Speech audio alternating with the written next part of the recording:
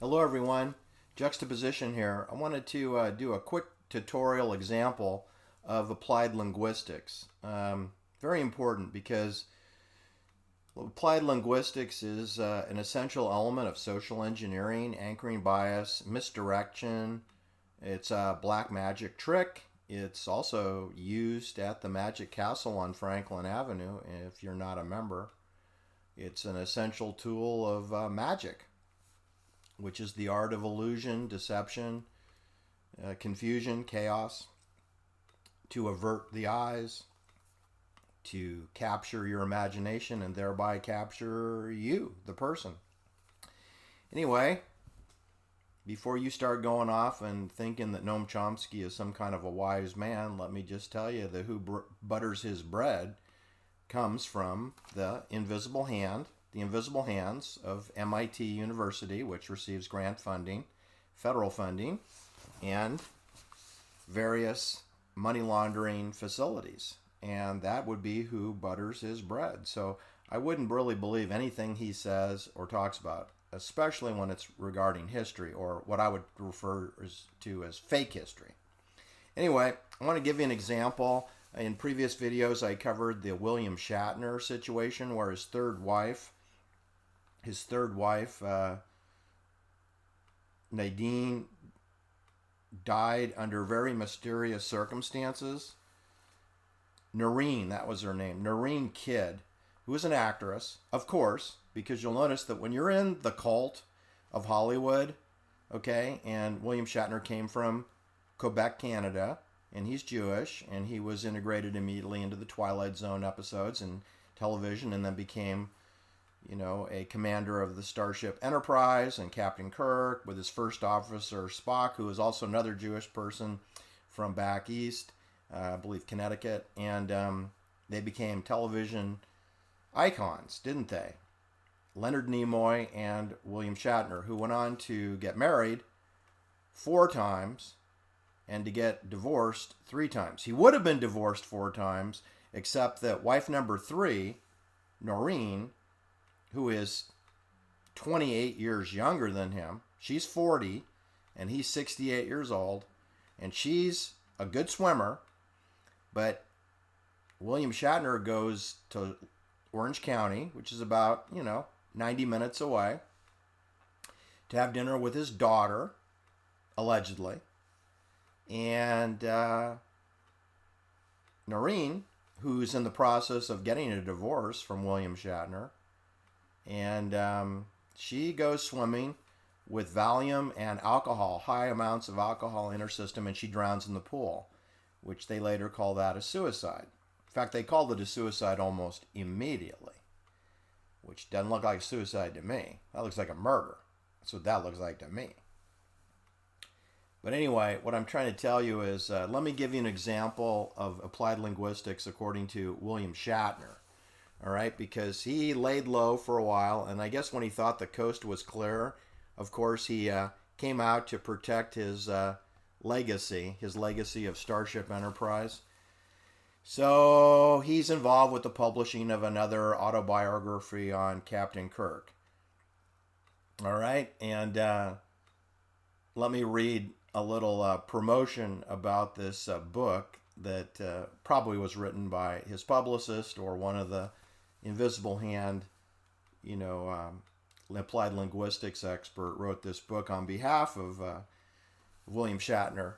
Shatner once suspected in his wife's death. Really? I mean, he would be the number 1 suspect, obviously. If this were a Columbo, he would definitely be number 1. Anyway, so Star Trek actor William Shatner was once investigated by police as a murder suspect after his alcoholic wife drowned in a pool. In a pool. No, the pool where he lives in Studio City, in his home. Okay, but it's in a pool. That kind of creates the ambiguous concept that perhaps she was at the YWCA or something, right? In this new autobiography entitled Up Till Now, Shatner explains how he tried desperately to save his wife, Nerine Kidd, after finding her floating face down in their home pool, only to discover that she was dead. Oh, I bet she was dead 3-4 hours before he got home, which was somewhere around 10 p.m. He called police at 10:15 p.m., so perhaps he had to towel off and take a shower before he got around to calling police. And the grief-stricken star who shot to fame as Captain Kirk in the original 1960s television show was further devastated when a detective at the scene, in other words, his home, told him, if there's any hint of foul play, you are the first suspect. Oh my God, really? Shatner writes that he replied, what are you talking about? This is the woman I love more than my own life. I wouldn't hurt her. He is an actor. Kidd's death marked the end of a marriage that the 77-year-old insists was made tumultuous by his wife's cocaine abuse. Oh, so now it's kind of like the Anne Heche, Bender breakup weekend where they inject, first they say she's on ecstasy, and then later they say she was drunk. They implied she was drunk, then they throw the ecstasy in there, then they throw in that she has a spaceship of her own, and she's going to take everybody to heaven. We haven't got the spaceship in this story, but we started out with alcohol and Valium, which the coroner office confirmed that. There's no cocaine in the story other than in William Shatner's autobiography. But anyway, it's injected into the story just in case you don't like Valium and alcohol. You can always wield the cocaine dagger, right? William Shatner adds, I was so frustrated, so angry. We were so close to a wonderful life together, but we just couldn't get down there. And then to see her drunk, to see our life together being shattered, I would sit in our house and cry. I remember sitting in a chair one morning, my hands over my eyes, sobbing.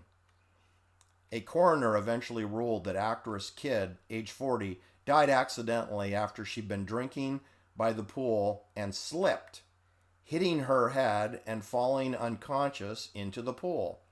All right, well, that's the William Shatner autobiography entitled Up Till Now. Now, stay with me, okay? I'm calling poppycock on that. That's really a mendacity, and I'm calling that applied linguistics. That's using words and phrases and phraseology to tell you a story, to paint a picture in your brain. That story has nothing to do with reality. Okay, William Shatner was on his third marriage to a much younger woman, 28 years younger. She was like 35 years old when they met. Anyway, they got married on November 15th, 1997 in Pasadena, at a private home in Pasadena. November 15th, 1997. Okay. 11 months later, okay, before their 1-year wedding anniversary, right? Before their wedding anniversary in 1998, they didn't make it to the 1-year anniversary. No, William Shatner filed for divorce in Los Angeles County on October 21st, 1998. He filed for divorce and specifically requested that the court not pay any spousal support alimony, aka alimony, tax-deductible alimony. He specifically requested that the court deny that. Then, this accidental drowning in his swimming pool at Studio City occurs on August 9th, 1999. So again, we don't make it to the 2nd-year anniversary of this beautiful wedding. So I'm just telling you that if you get married to a woman who's 28 years younger than you, and you file for divorce 11 months into that marriage, then that does not comport, nor is it congruent to that poppycock story that I just read you in his phony fake mendacity autobiography entitled Up Till Now. Up till now what, Bill? Hey, Bill, did you murder your wife? Or did you hire someone to? And why are you using your daughter as your alibi? My God, can't you find another person that's not depending on you to vouch for your whereabouts that day, that whole day? Because I don't care about your whereabouts at 7 o'clock at night. Your wife could have been drowned, at 3 o'clock in the afternoon. Where were you at 3 o'clock in the afternoon? Where were you at 9 o'clock in the morning on August 9th, 1999? And by the way, I find it disturbing that August 9th is the 30-year anniversary of Sharon Tate and Abigail Folger's murder, right, in Beverly Hills and Benedict Canyon. That was on August 9th, 1969. And here we have Nerine Kidd Shatner murdered. I mean, she was murdered on August 9th, 1999. 30 years after Sharon Tate is murdered, an actress in Hollywood, Noreen Kidd, an actress in Hollywood, is murdered in Studio City in William Shatner's swimming pool. If I was William Shatner, I'd zip it. I realize that he's in a cult, and I realize that he has an oath of secrecy within the cult. And I'm not in the cult, so he's free to lie to me and to the whole general public. I've been a huge William Shatner fan, okay, over his career. And I enjoy his work. But he either he's involved in this murder, okay? And it's a cult ritual murder because his wife's in the cult of Hollywood. William Shatner has been in the cult of Hollywood most of his life, as was Leonard Nimoy. And this is a cover-up. This is just another cover-up. Just like they used Charlie Manson to cover up the fact that the CIA employed military assassins, black ops, and bayoneted a bunch of CIA disobedient employees, operatives. And then they called it a cult, family, satanic killing, which it wasn't. I agree that it's a cult, but it's the CIA Hollywood cult. It's not a Manson cult. And by the way, that's not Charlie Manson's real name. Charlie Manson's real name is Scott, Charlie Scott. His father is Colonel Walker Scott. Charlie Walker Scott, stepfather, is a guy named William Manson. So they can't even get the names of the characters that they want to use as the boogeyman correct. Okay, like nothing about the Charlie Manson story is accurate. Nothing. So if you believe any element of it, you've been punked. You've been MK Ultra or Svengali put under a spell.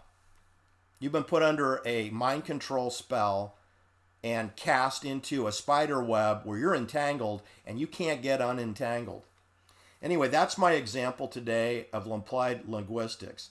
I also would call that autobiography up till now with William Shatner as a liar, liar, pants on fire, mendacity, poppycock story about his relationship with his third wife, Nerine Kidd Shatner, who's the age of his daughter.